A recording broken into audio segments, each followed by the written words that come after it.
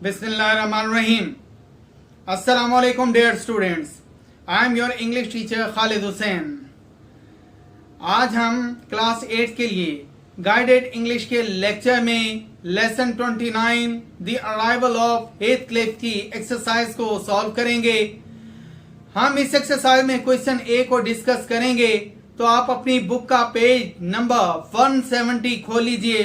उम्मीद करता हूं कि आप इस क्वेश्चन को बगौर समझने की कोशिश करेंगे। तो चलिए स्टार्ट करते हैं।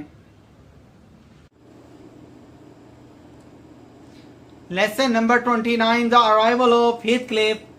आज हम इस लेसन की एक्सरसाइज को सॉल्व करेंगे, तो आप अपनी बुक का पेज नंबर 170 खोल लीजिए। इस पेज पर आप एक क्वेश्चन ए को देखेंगे, जिसकी स्टेटमेंट कुछ इस तरह से है, एड शैल और विल टू दीज सेंटेंसेस। इन सेंटेंसेस में शैल या विल को इस्तेमाल करें। यानी आपने फ्यूचर टेंस को मद्देनजर रखते हुए इन सेंटेंसेस में विल कहां इस्तेमाल होगा और शैल कहां इस्तेमाल होगा, उसका डिसाइड आपने करना है और उसके मुताबिक आपने इनकी फीलिंग करनी है। इससे पहले कि हम इस क्वेश्चन को सॉल्व करें, मैं आपको फ्यूचर टेंस के बारे में कुछ बताना चाहूंगा। तो आइए पहले फ्यूचर टेंस को हम रिवाइज कर लेते हैं। Remember that after I and we में यूज शैल और विल। याद रखें कि हम आई और वी के बाद शैल या विल इस्तेमाल करते हैं। अब सवाल ये पैदा होता है कि शैल कहां इस्तेमाल होगा और विल कहां इस्तेमाल होगा।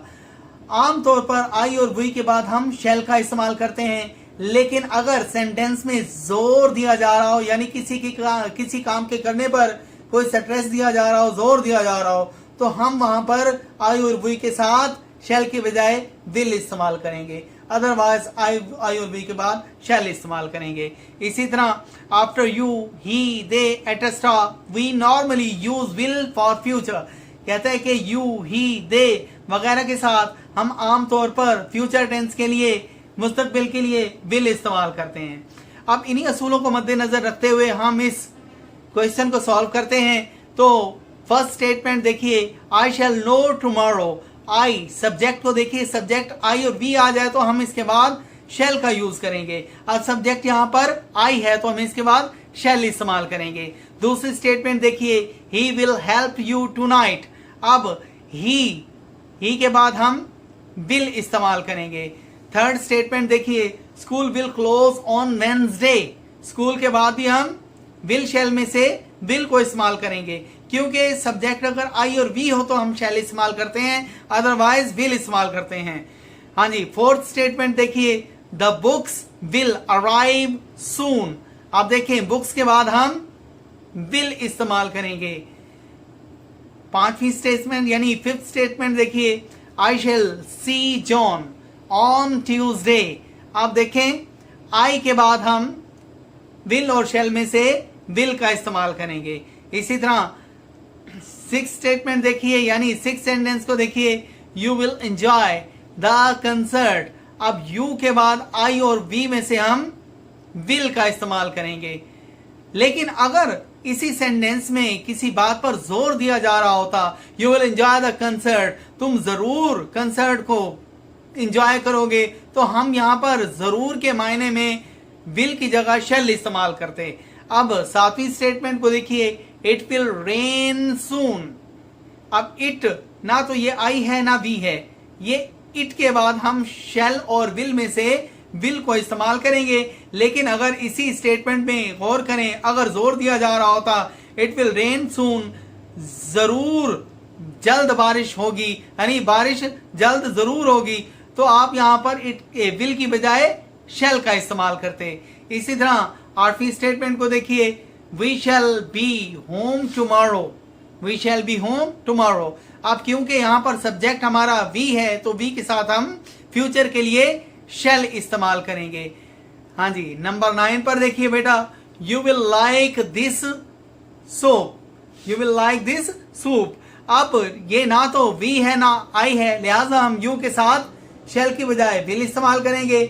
10th स्टेटमेंट को देखिए, my sister will be very pleased. अब माई सिस्टर ना तो आई है ना वी है सब्जेक्ट ये, तो लिहाजा हम इसके साथ फ्यूचर के लिए विल का इस्तेमाल करेंगे। 11th सेंटेंस को देखिए, I shall sit for the examination in जून।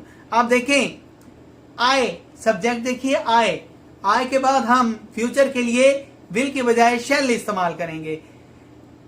जी जैसा कि पहले मैं बता चुका हूं, अगर सब्जेक्ट आई और वी तो हो तो हम क्या इस्तेमाल करते हैं, शैल, अदरवाइज विल इस्तेमाल करते हैं। 12th सेंटेंस को देखिए, this glass will break easily. अब दिस ग्लास के बाद हम विल इस्तेमाल करेंगे। 13th सेंटेंस को देखिए, we shall see the king this afternoon. अब आई और वी के साथ क्योंकि हम शैल इस्तेमाल करते हैं, लिहाजा वी के बाद शैल इस्तेमाल करेंगे। 14th सेंटेंस देखिए, I shall go to school tomorrow. I shall go to school tomorrow. I के साथ हम फ्यूचर के लिए shall का इस्तेमाल करेंगे। लेकिन अगर इसमें स्कूल के जाने पर जोर दिया जाए कि मैं लाजमी स्कूल जाऊंगा, I shall go to school tomorrow, मैं कल लाजमी स्कूल जाऊंगा, तो हम यहाँ shall के बजाय will इस्तेमाल करते, यानी हम इस स्टेटमेंट को I will go to school tomorrow कहते। लेकिन क्योंकि इस सेंटेंस में स्ट्रेस नहीं किया गया, जोर नहीं दिया गया, लिहाजा हमने shall का इस्तेमाल किया। 15th सेंटेंस देखिए, Laila will go to doctor tomorrow. यहां पर फ्यूचर के लिए लैला के साथ विल इस्तेमाल किया जाएगा। अजीज तलबा, यह था हमारा आज का लेक्चर। उम्मीद करता हूं कि आपने इसे बखूबी समझा होगा। फिर भी इस लेक्चर के बारे में आपके जहन में अगर कोई सवाल हो तो आप मेरे नंबर पर मुझसे राब्ता कर सकते हैं और हमारे यूट्यूब चैनल को लाजमी सब्सक्राइब करते रहा करें ताकि इस तरह के मुफीद लेक्चर्स आप तक पहुंचते रहें। Thank you.